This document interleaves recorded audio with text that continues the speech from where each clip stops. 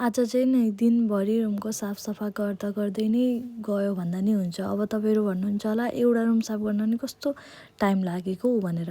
तर त्यो एउटा रुममा धेरै सामान हुनको लागि चाहिँ माने भएको लागि चाहिँ थोरै माने यताको सामान उता राखेर त्यो जग्गा सफा गर्नु, फेरि उताको सामान यता राखेर दिमाग खराब हुन्छ। त्यो एउटा रुम हुनलाई पनि माने एउटा रुम भएको लागि पनि बहुत प्रब्लम हुने रहेछ।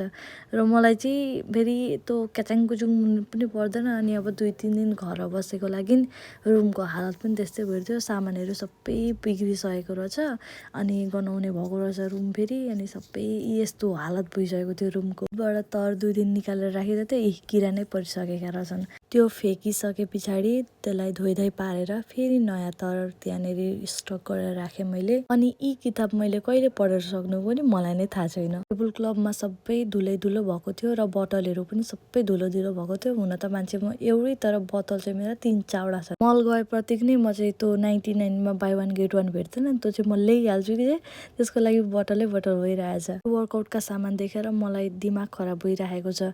कहिलेदेखिबाट स्टार्ट गर्नु जस्तो भइरहेको छ। कस्तो लोते भइसकेको, खोइ म के भयो कि अब फेरि नयाँ स्टार्ट गर्नुपर्ने। मुनिबाट सबै सामान निकालेर खाटामुनि नै झाडु मारेर यता ग्यास पनि हेरि नसक्नु भएको रहेछ। र ग्यासलाई पनि मजाले फुसफास श्राप हालेर मुसमास पारे पछाडि फेरि कपडाले पनि मुछे। यस्तो स्पिड चाहिँ मेरो हात चल्दैन नै। मैले भनेको थिएँ नि, यताको सामान उताको सामान यता पार्दै पोचा मार्दैछु यता। म फेरि यहाँबाट निकालेका सामान त्यो चाहिँ त्यहीँनिर राखिदियो। यहाँ केही लुक्दिउँ न भन्दा पनि अब जग्गा नभएर जस्तो छ त्यस्तै पारेर राखिदिन्छु। म चाहिँ सबै कामहरू सके पछाडि एक बाल्टी लुगा धोए पछाडि यता म नुहाएर रेडी भएँ। रेडी चाहिँ तर काहीँ नै जानलाई होइन, नामा चाहिँ थियो आज गाखिरसँग अदुवा।